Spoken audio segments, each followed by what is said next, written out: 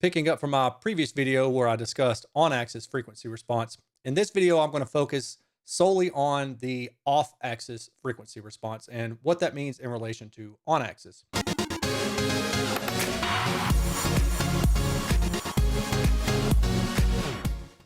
To give you another example again, on-axis would be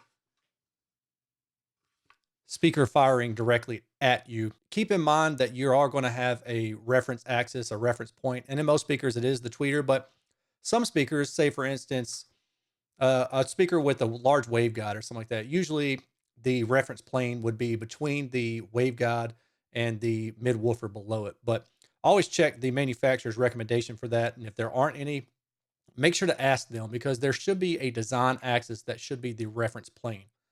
So going the next step, if you are looking directly at the speaker and that is on axis like this, then turning the speaker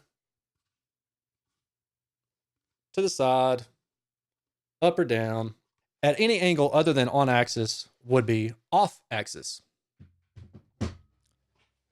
And why does that matter? Well, as we discussed in the previous video, on axis sound is the direct sound, and it's predominantly the sound that's going to arrive at your ears first. If you're in a really small room, then you're going to catch a lot of off axis sounds that are hitting the walls. If you're in a large room, you may not catch as much of the off axis sound. And then there are other aspects too, like how close you are to the speaker. For example, if you're sitting very close to the speaker within maybe a couple feet, then you're going to be predominantly hearing the on axis sound because the off axis sound is going to be so much lower in level if it's a medium sized room or larger. If you're sitting, a few meters away from the speaker and you're in a smaller room, then you're going to catch a lot of the off axis sound, the reflections from the side walls, the ceiling, the floor. So it's not just that there is on axis and off axis sound, it's how those play into the room for your particular case. I mean, sitting close, sitting far away, large room, small room, these are all factors that you really do have to consider when you're not just considering purchasing a speaker, but looking at my data as well. And in my data, everything is referenced to 2 meters. The SPL is referenced to 1 meter, but the distance of the measurements are taken at 2 meters, and that is per the specification, the CTA 2034 that we discussed previously. When we talk about off-axis sounds, we talk about the off-axis sound in terms of horizontal and vertical. So you can probably imagine that on-axis and then off-axis, that will be horizontal because you're spinning it around, on the horizontal plane. But if you tilt the speaker, move it up, sit below or above it, then that would be the vertical off-axis plane. The difference between those two is important to understand because a lot of speakers will behave pretty well, in the horizontal plane. And that means that their sidewall reflections are going to be close in sound signature to what you hear directly. I say a lot, and that's not every speaker, certainly, but in my experience so far, that's pretty true. But the real deviation comes when you're talking about the vertical plane. And that's simply because if you can picture a point source, for example, me, I'm a point source. I've got one vocal, one mouth that I'm talking out of, and everything is coming from here, low frequency to high frequency. But if you were trying to split my voice up over a mid woofer and a tweeter, if they can't occupy the same space, then they're not a point source per se. They are, located one's above, one's below. And that distinction means that you typically will have some kind of discorrelation between those two drive units. And when the sound is projected out into the far field or into your room, then you can pick up on those sounds if the crossover is not built well.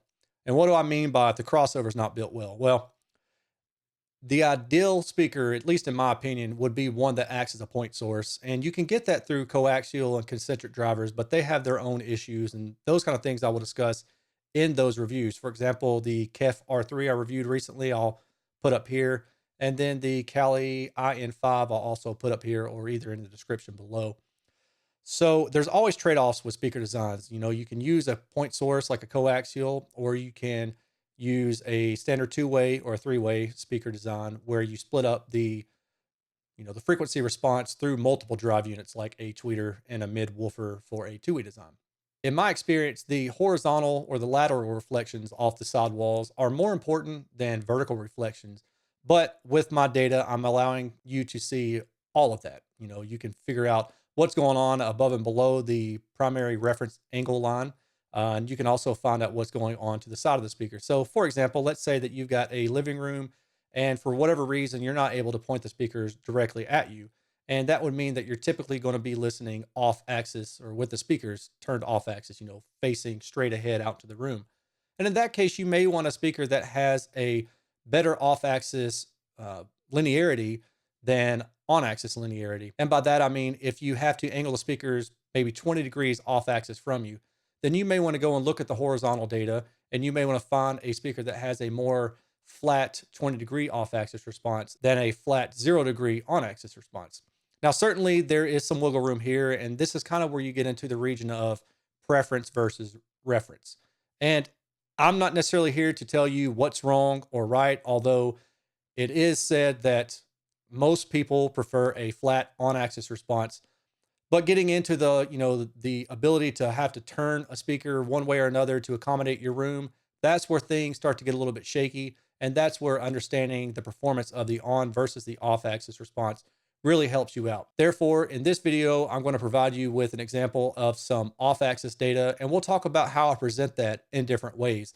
This video may run a little bit longer than I would like it to, but there is a lot of ground to cover because off axis information is very dense. It's certainly a more dense topic than on axis response, but it is a building block to get you to understand what we're going to eventually, which will be the spinorama data. So let's go ahead and dive in and start looking at some off-axis data. The first bit of information we're going to discuss is the horizontal off-axis data. So in this case, I've got another example of the Kali IN5, same thing that I used in the previous discussion for the on-axis measurements. And here what I've done is I provided the off-axis measurements out to about 90 degrees. And one thing to keep in mind here is when you're talking about a speaker that is symmetrical, such as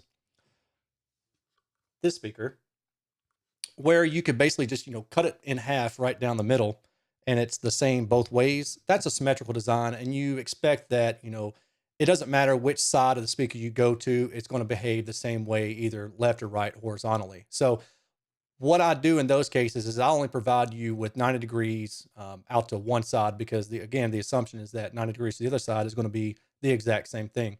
There are some cases where a speaker will be a little bit different. Say, for example, the tweeter might be offset to one side or the other.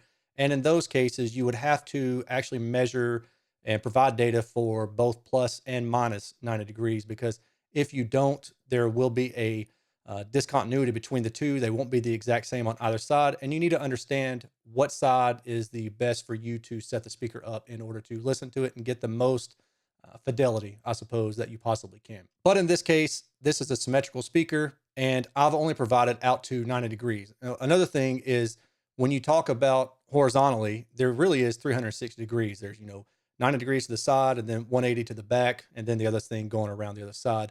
I could provide out to plus or minus 180, but I don't because it just gets so messy in this graphic. And generally what I'd like to take away from this graphic is just to look at what's the trend as you move to the side. I mean, nobody's going to listen to the speaker behind it. Most people aren't even going to listen to the speaker beyond, maybe 10, 20, 30 degrees off axis. But I still like to see what's going on past that out to about 90 degrees, just so you can make sure that things are, well maintained. The response off axis is close in part to the response on axis. Let's look at the on axis again, just to recap. That is this maroon color. And, it looks pretty linear. It's not perfect, but it does look pretty linear. So now we're going to step to the side, 10 degrees. We're going to move just a little bit to the side and see what it looks like in red. And it's really hard to tell, but there is some deviation of the red, notably in this region, which is around 5 or 6 kilohertz. And then as you go a little bit higher, you can see a little bit of a deviation, but it's really not that bad. 20 degrees in orange, again, kind of the same thing, but you get more of a deviation here as you go off axis. And then for a strong example, let's look at this pink, this 90 degrees.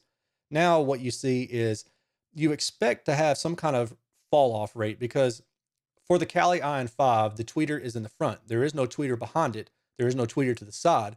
So you expect that as you step around from the front to the side and to the back, that you're going to lose high frequency response. You're not going to be hearing the tweeter play anymore. And that's what you're getting here.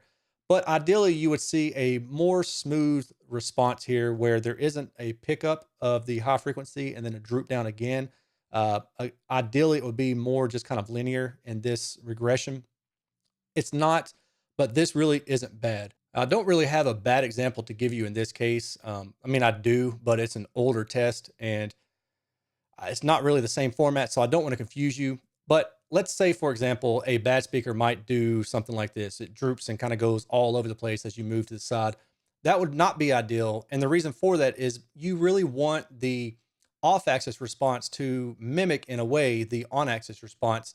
The reason for that is if you take a sound that you have coming directly at you, and then you feed another sound to your ears, and that sound coming to your ears is vastly different from what you're hearing directly at you, there's going to be some confusion there. There's going to be some loss in fidelity. The tonality won't be right. Staging will be weird. And it's just, let's just say it's not a good thing, for lack of a better word. Those sounds that are arriving at your ear later, those are the reflections from the sidewall, and those are coming from the off-axis response. Therefore, you want the off-axis response to mimic, again, the on-axis response, so it helps add to it and doesn't really take away from the on-axis sound.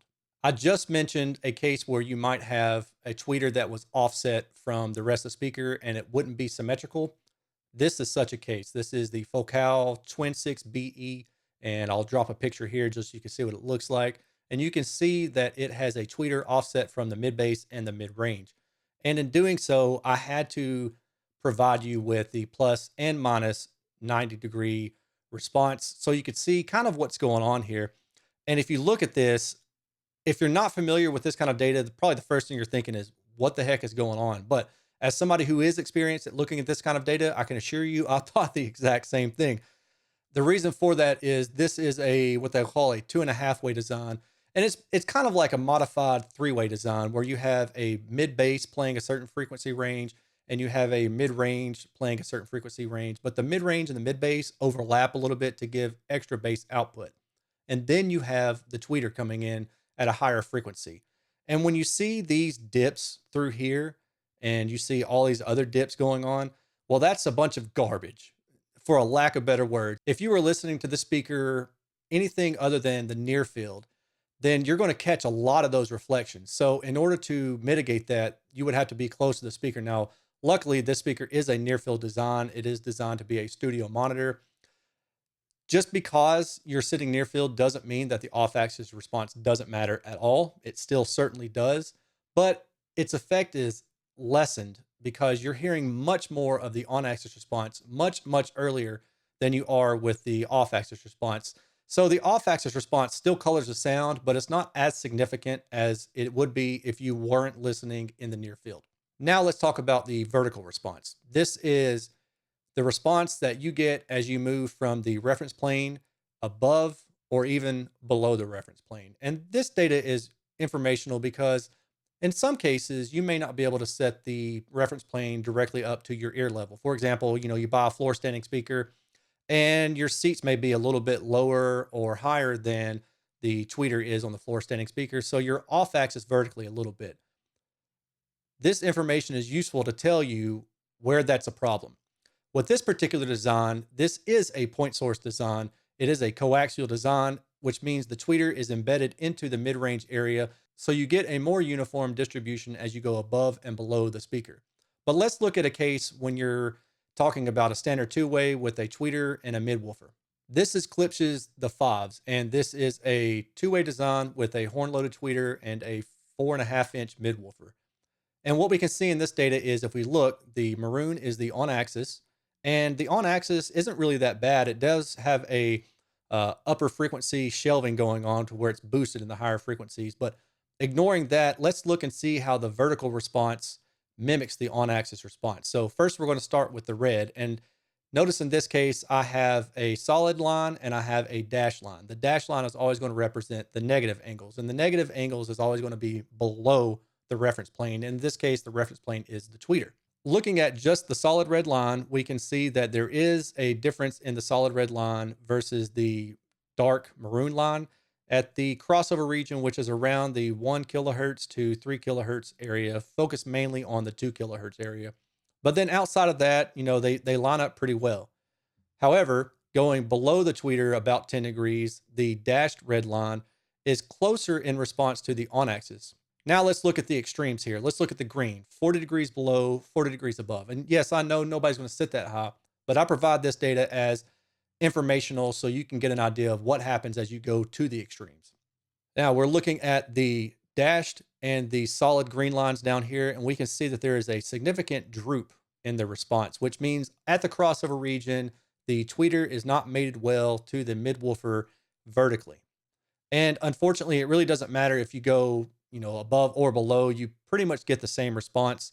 And ultimately, what this data is telling me is that if I was going to listen to the speaker, I really will want to be either on axis or about negative 10 degrees below the reference plane in order to get the most linear response, because without that, you've got a droop in this crossover region.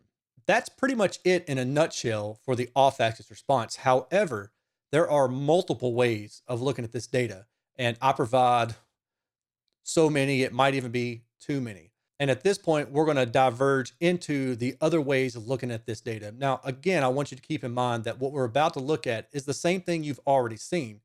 It's just presented differently. And the first way we're going to go about it is what most people consider kind of the standard. And then we're going to follow up with a special way that I've come up with to look at this data that I feel is more intuitive. For the next set of data, what we're going to start with is the Kali IN5's horizontal response. So we're going to switch over to the different method of viewing this same data. And here we are. This is a spectrogram, if you want to call it that, as I've known it called as other things like a contour graph. But regardless of what you call it, the data is the same. It's just laid out differently. So let me kind of walk you through and explain to you what the axes represent. Along the x-axis down here, again, you have frequency.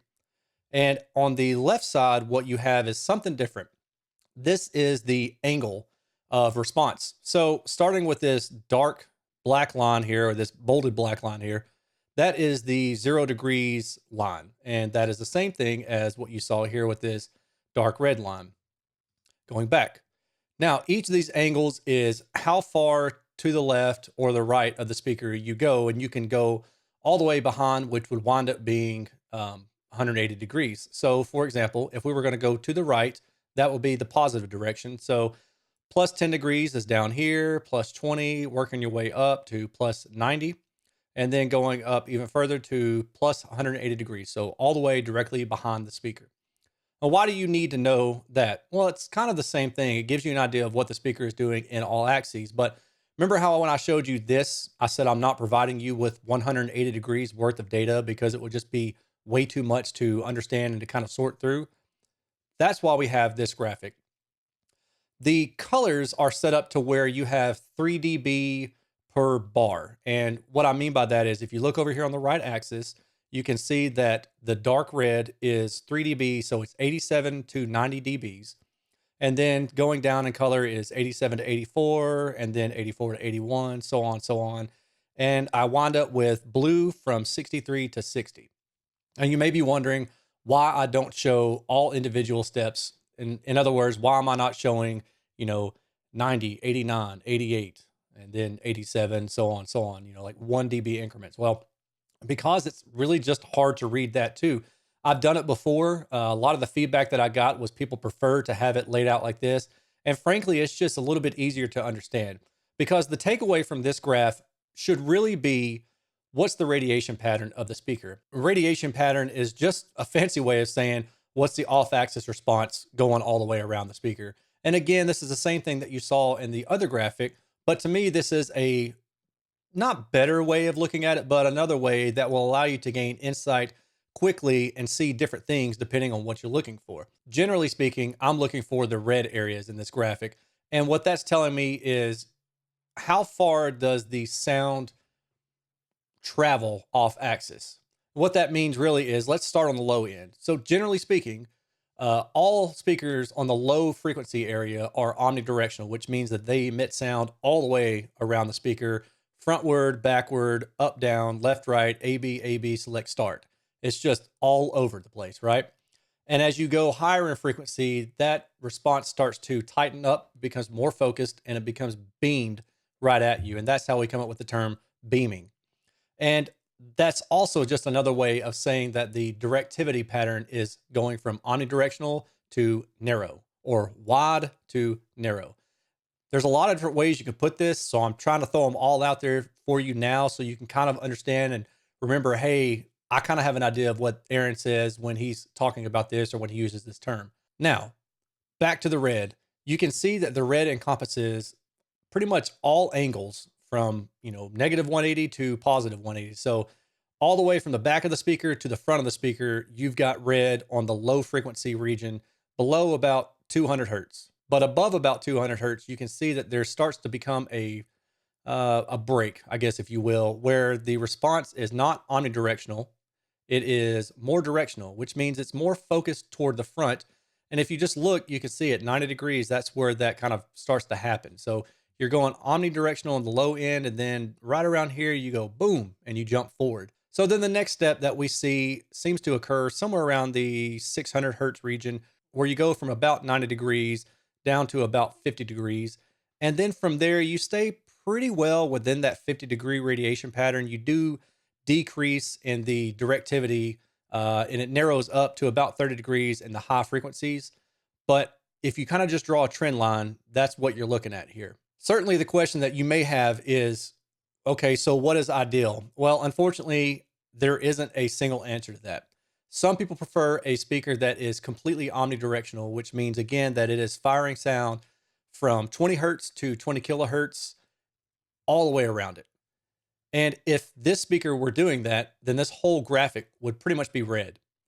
Some people prefer a more narrow directivity pattern, which means that depending on where they want that transition to occur, you might have just a beam of red from about plus or minus 10 degrees. That would kind of be the extreme. And anywhere in between is really where preference comes into play, and also where manufacturers' ability to make controlled dispersion or controlled directivity speakers comes into play. And I will say that I have yet to see one that is perfectly, within the same bounds from 20 hertz to 20 kilohertz. What typically happens is you see an omnidirectional pattern in the low frequency and then a tightening up and a beaming of the high frequency content. And that's what we're seeing here. Now we're going to flip over and look at the vertical version of this graphic. And I'm going back again to the Klipsch 5s speakers because that showed a typical response dip in the crossover region as you go above and below the reference plane. So remember, this graphic shows out to plus or minus 40 degrees. Now I'm going to go to this, and this has plus or minus 180 degrees. So it shows the entire bandwidth of the speaker from in front of it, this black solid line, to behind the speaker out here at 180 and minus 180. You're generally looking for the same trends here, which is, hey, where's most of the sound? What is the SPL? And in doing so, we can kind of see that, again, low frequencies are omnidirectional. And as you go higher in frequency, you start to lose directionality. The beam starts to tighten up, and the importance of being on axis to the reference plane really starts to increase. For example, if you look at the crossover region between 1 to 3 kilohertz, just in this ballpark area, we can see that the red dips down. And what that means is the SPL is high directly on axis, but as you go off axis, so if you go below the tweeter line to 20 degrees, you're losing about 6 dB of SPL. And if you go above the tweeter line to above, the 20 degrees, then it's kind of the same deal. You're losing about 6 dB versus the on-axis response. But then once the tweeter really starts to take back over, the pattern widens again. And that really just makes sense from the perspective of the tweeter playing low frequency is omnidirectional, but as it plays higher frequency, it becomes more directional. All speakers do that, and that's just beaming, and that's actually very easy to calculate. You can simply take speed of sound, which is roughly 13,500 inches per second, divide that by the diameter of the speaker that you're using, and then I normally cut that by 2, and that puts you right at the point where beaming occurs. And in this case, where this speaker is using a 4.5 or 5-inch drive unit, the beaming point is somewhere in this 2 kilohertz region. So we can see that the directivity starts to narrow up more through here, and then the tweeter takes over. It is omnidirectional, and then the tweeter stays pretty wide out to about 14 kilohertz, where it narrows up suddenly. And I believe that sudden narrowing is just simply due to this speaker is using a horn. And in this case, I think the horn, the geometry of the horn is causing that sharp dip in response as you go above, the 14 kilohertz region. Along those same lines, with respect to the crossover region, we've got this red where it kind of notches out through here. Another way you can check to see if there's an issue with the crossover is simply look at these other colors going on. See how there's a lot more of this blue? Blue is about 30 dB down from the red. And that means that there's a whole bunch of SPL lost right in this region, right where the crossover is. So this is not an ideal crossover for this speaker. Ideally, you would have a more smooth trend line between the crossover region as you hand off from the mid-woofer to the tweeter. Now we're going to switch over to a different way that I provide this same data. Again, this is all the SPL data, and this is the horizontal off-axis response. I created this script in MATLAB. It takes all that SPL data from my Clipple output and puts it into what I consider like a polar or a global plot. In doing so, it helps me at least to envision the radiation pattern of the speaker just more intuitively. In this graphic, this is again the horizontal polar.